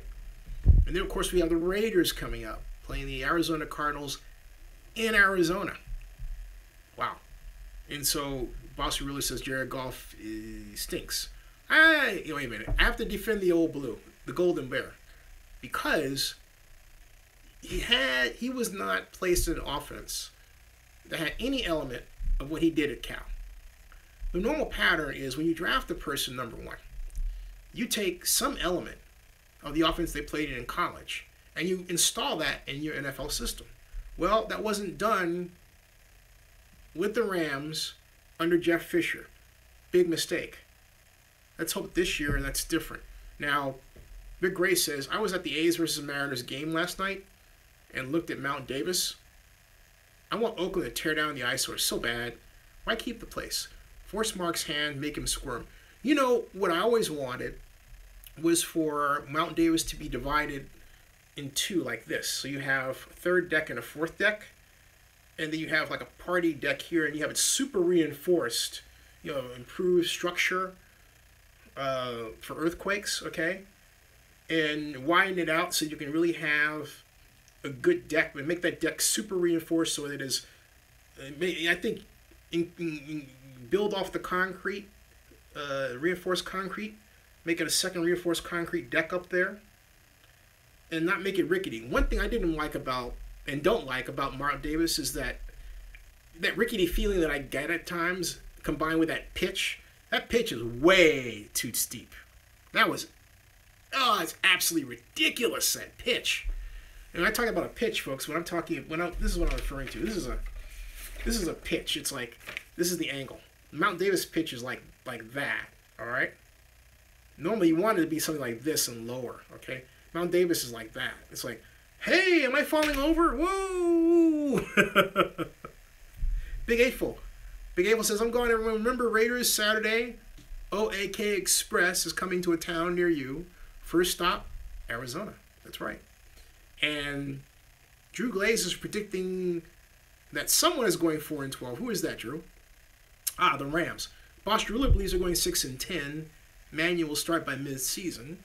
And Boss Ruler says it shouldn't be called Mount Davis. It wasn't his doing. It should be called Mount Shot Hoffman. Actually, Mount Davis was his doing, Boss. That was part of the original plan. Okay? And in fact, the original master lease agreement was designed in such a way that the Raiders would have owned that part of the Coliseum. That's right. 51%.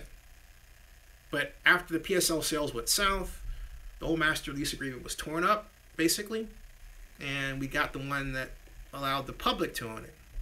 So yeah, actually it is true. Boss is like, that's not true, that's not true. Actually, it's true. It really is true. To be as high as it is, that's right. In fact, I'm glad you brought up, folks, he's talking about Steve Shaw and Ken Hopman, the A's owners at the time, who I was acquainted with, because it was me that was put in charge of finding new buyers to replace them. And I came this close to getting Magic Johnson and Frank Robinson to buy the Oakland A's. I came that close. Dang it. Oh. Anyway, okay. No. So at any rate, oh man, all right. It was, boy, when I think about that, you know, I'll tell you who I thank for setting that situation up. I thank a guy named Michael Ovitz. And you would say, who's Michael Ovitz? Michael Ovitz was part of a 5-team group of friends who created the Creative Artists Agency. That's right, the same organization that has agents who've represented such stars as Tom Cruise and who created the concept of packaging in the movies. What is packaging? Well, you've got a star, you find or create a vehicle, a movie vehicle for that star, but then you don't start there. You create branding with sponsors and products, so it's a whole unit. Michael Ovitz created that business concept. I cold called Michael Ovitz while I was working for the mayor. The neat thing about representing the mayor of Oakland is if you are only limited by your imagination. I cold called Michael Ovitz, and this is in 1997, early 97, and he in turn put me in touch with Lon Rosen, who at the time was Magic Johnson's friend agent. Lon Rosen is now an executive with the Dodgers. That's how all that came together. So he got Magic's team involved. On the other hand, Frank Robinson's representative called me, and then there was John Cariotis, who at the time was a limited partner with the Sacramento Kings, who called me. I put Cariotis in touch with Frank Robinson's people, so we had Cariotis, Frank Robinson, Magic Johnson. The Holy Trinity. Dang it didn't work. Oh well. So, anyway. And Crawford, you're right. Crawford says it would be showtime at the Coliseum if Magic was an owner. And Rick Gray says Sean Hoffman just asked for changes so that they could have a better club behind home plate. Why is everyone saying it's Sean Hoffman that caused the third deck? And he didn't. In fact, HNTB designed that third deck, not Sean Hoffman. I still have the original drawing from that. So you have to remember something, folks. I worked for the city of Oakland just right after the Raiders came back, and that was my project. That was what I did for the mayor of Oakland. And I have all the documents to this day. So, no. I don't know who came up with that. In fact, Sean Hoffman were pissed off over that whole mount, that whole design. I mean, they hated it like I don't know what. They didn't even like the club on the west side that was put in, okay? So that's it, you know? And that's absolutely it. So anyway, John Marks says Magic Johnson and Frank Robinson should have owned the A's. Yeah, they should have. They really should have. Yeah. That they should have. They really should have. All right. So really should have. Yep. So we've got. Let's see here. Boss Ruler says Sean Hoffman hated Oakland. Period. Oh yeah, they did. They tried to move the. That's what I'm getting after you. In '96, they tried to move to Sacramento. That's what started this whole thing.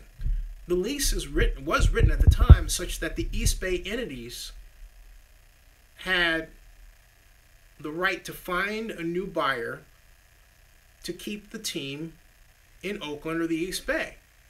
And so the main point of contact was in the Oakland mayor's office, and that fell to me. Okay.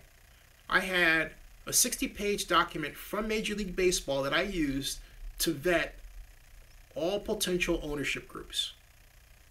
I sent it out, wait for it to get back, and then sign off on it, and I'd send it to Major League Baseball.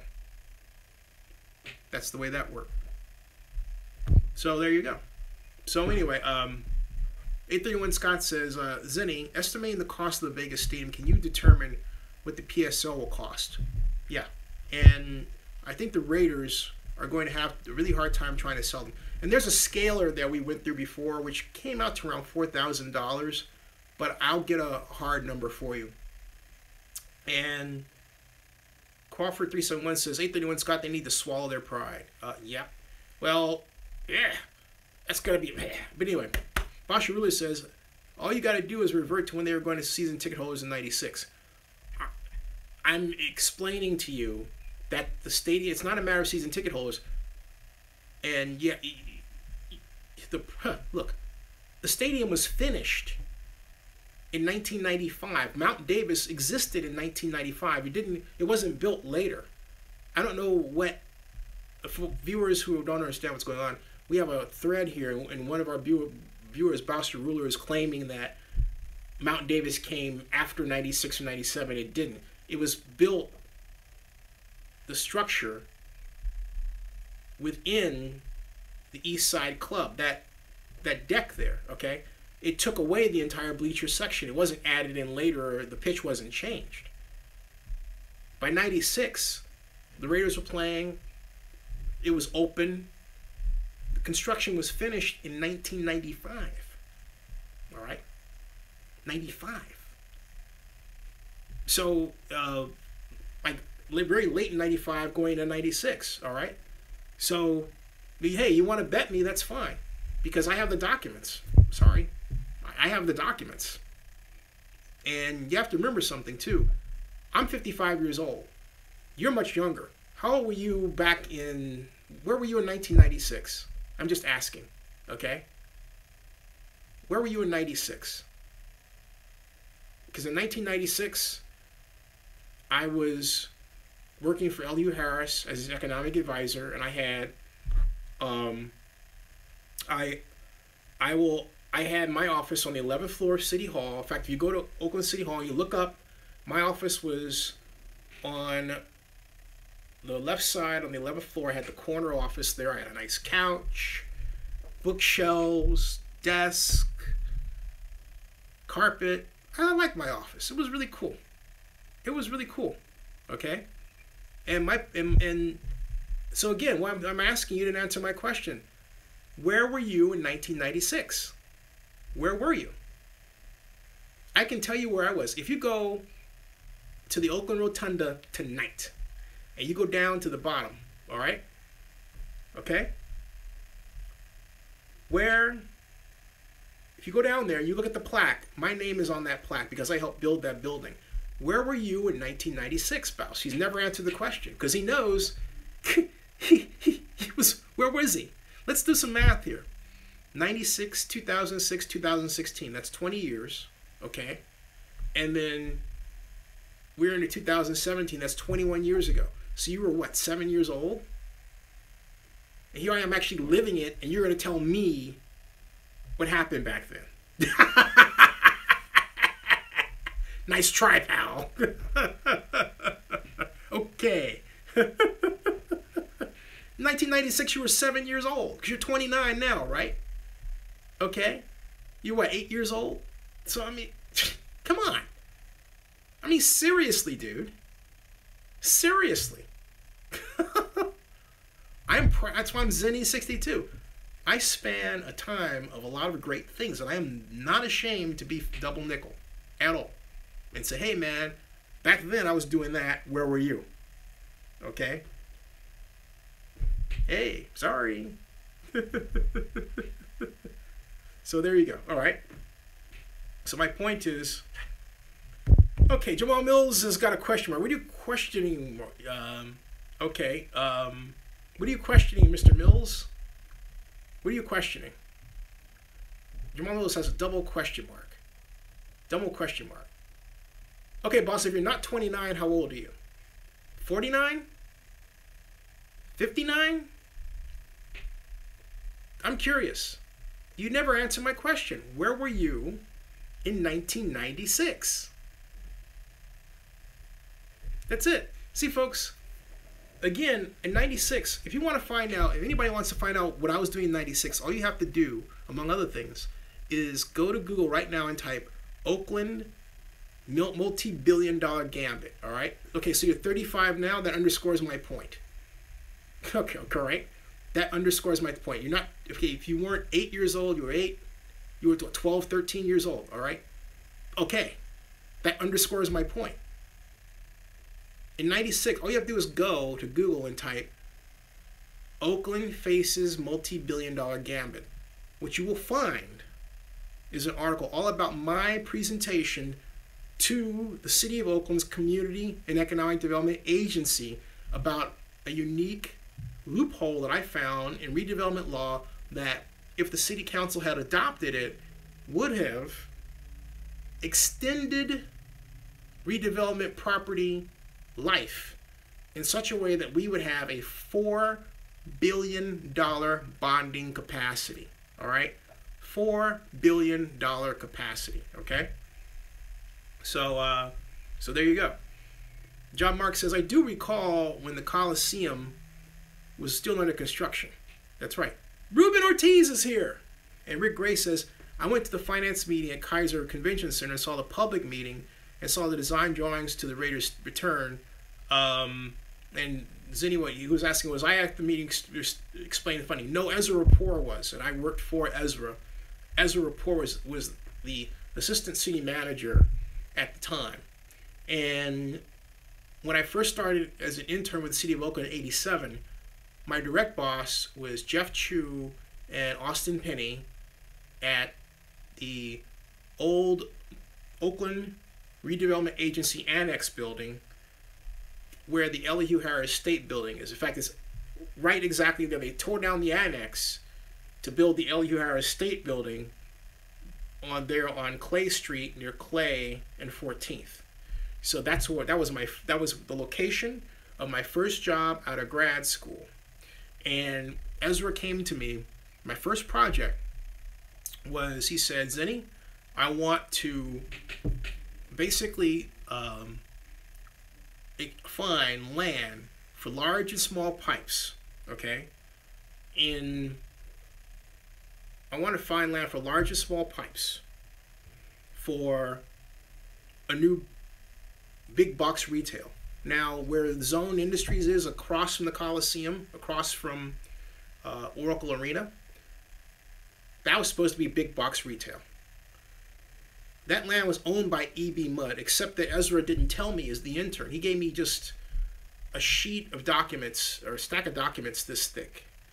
And I went through them. I hired a real estate broker, went around, and make a long story short, I came up with a list of 6 different properties and their characteristics, utilities, transportation, and so on, and cost. And then I made a recommendation as to which property we should buy for the location of these pipes off what was now a zoned property. Here was one problem. I made a bunch of calls. One of the people I called was the then property manager of E.B. Mudd, Joan. And I forgot Joan's last name, but Joan said, Zinni, why are you doing this? And I'll get to the PSL issue in a second. What boss has to understand is the design for the Raiders thing was completed in '95. Okay, so what he's talking about is just not the case. Anyway, besides, he wasn't there. He wasn't around. Anyway, the whole point is that he was around, but he wasn't around. He wasn't working on anything. Okay. Anyway, the whole point is that when I called Joan and I said, Joan, what's E.B. Mudd's, objective for the property? And she said, Zinni, what are you doing? I said, I'm trying to move pipes off your property. She said, who put you up to this? And I said, Ezra Rapport. And she goes, damn that Ezra, click. Ezra was trying to work a secret project behind E.B. Mudd's back. Ezra was known for secret projects. So basically he had me as his, young intern tool, right? So I said, I better call Ezra. So I called Ezra. I said, Ezra, I need you to come over and talk to you. So I told him what happened. He goes, energetic intern. I never told you to call her. I said, yeah, you didn't tell me not to call her either. So then Ezra called me in about a week later, and he says, I got another project for you. There's a area of Emeryville where you have 880 and I-880 and the Bay Bridge here, okay? And it forms what we call an elbow. Now that elbow is unique because you know it as where the Emery Bay Center is. It used to be Judson Steel a long time ago. And now it's the Emeryville Shopping Center and everything else, right? And the AMC movie theater, okay? That area, it was a redevelopment agency zone in West Oakland for Oakland, but it was Emeryville land. So it had a unique, weird kind of overlapping taxing authority. E.B. Mudd owned property there. They wanted to build a wet weather storage facility. But Ezra was trying to figure out a way to convince them not to. So he said, can you figure out what the economic impact would be over this development layout? Essentially, 100,000 square feet big box retail, 300 hotel rooms, thereabouts. No, 150 hotel rooms, and so on. I'm just off the top of my head remembering this. And so I went back and I wrote a memo. I did calculations, and I wrote a memo on what the redevelopment tax increment financing revenue throw-off would be, as well as sales tax revenues and other total retail buying volume for that area. My memo became the Home Depot that's there now, as well as the Best Buy and the hotel development that's in that area. That was my project. So then, okay, so I can go on and on and on, but you get the idea, all right? So, all right. So, John Mark says they're also working on Coliseum Arena during 95 and 96. And let's see here. John Mark says the Coliseum survived the 1989 earthquake. Actually, it did. In flying colors. Yeah, sure did. So, let's see here. We've got, Brick Ray asks, was I part of the PSL structure plan? What happened to the debt left on the arena and stadium once the Warriors and Raiders leave? Well, the Warriors arena debt is right now at about $55 million. The Raiders debt is at $80 million. That's where that stands. And so there have been talks in closed session about having the Warriors pay their debt, and separate talks from the Raiders issue. They would love to recover the Raider debt as well, which is over $88 million thereabouts. So that's where those stand right now. The PSL talk, I tried to get Ezra, and this is when I went from being, I wrote for the Montclarian. First of all, after I was with redevelopment, okay? And I was asked to do something by Ezra that I felt was unethical. And I was rehired as a consultant. And then in 1989, I started my own consulting business called Urban Economics. And my first client was the Emeryville Redevelopment Agency under Kofi Bonner, who was the then new redevelopment director. Kofi and I went to Cal together. I met Kofi September 15th, 1985. He is the director of urban land for Lennar, or was. He's now part of a spin-off company that's going public soon. Anyway, what happened was that I was asked by Alameda County Supervisor Keith Carson to sit on the then new, and this was 1990, 89 going 1990, all right, then new Alameda East Bay Base Reuse Committee, okay, which was the precursor to the East Bay Community Base Reinvestment Commission. And while I was sitting on the committee, I sat on it with other politicians. It was quite an honor that Keith gave me, and I, to this day, say, it was fantastic. And there were some group people on it from engineering firms I'm not going to mention, but I felt that they were doing things that were untoward, and I wanted to write about it. So Amalia Egri, my friend who worked for Keith Carson at the time, was the one Amalia said, Zinni, because we were at lunch, she said, why don't you write a column? And to make a long story short, I wound up being a columnist for the Montclarian. And so that's how I also wound up covering the Raiders. And so according to Monty Poole, and you can ask him to this day, I broke the story of the Raiders' return to Oakland. Monty Poole said that. So, in 94, actually in 95, L.U. Harris made an offer to me, early 95, to be his economic advisor. And that's how I made the transition from one place to the other. So that was a powerful part of my life, obviously, that's impacted me to this day. And I still have the scars to show for it. Oh boy, okay. So we've got Rick Ray says Oakland Coliseum was ready for the 1986 Raiders season. A's played 75 games at the stadium while construction went on during the 96 season. Right, but the design for the stadium was finished in 95. Okay? And remember, the Raiders were to play in 96, and they did. The first game was August 12th, 1996, against the St. Louis Rams, excuse me. So, you know, there you go. But the design for that was finished the year before. You don't design something while you're building it. If something is built, it means the design was done. If you're starting to build it, it means the design was generally finished in principle months before. Okay? And you have to get the construction teams lined up and everything else. That Mount Davis was there. And boy, did people hate it. All right, folks. It's 1:34 in the morning. And John Mark says, I remember the construction of the Coliseum, and they played the YMCA. And Rick Gray says, I got pictures during the season. Yeah. See you all tomorrow, folks. It is 1:34 in the morning. And thank you all for another great rousing Zinni 62. And again, hey, Jamal Mills, invest on the way out.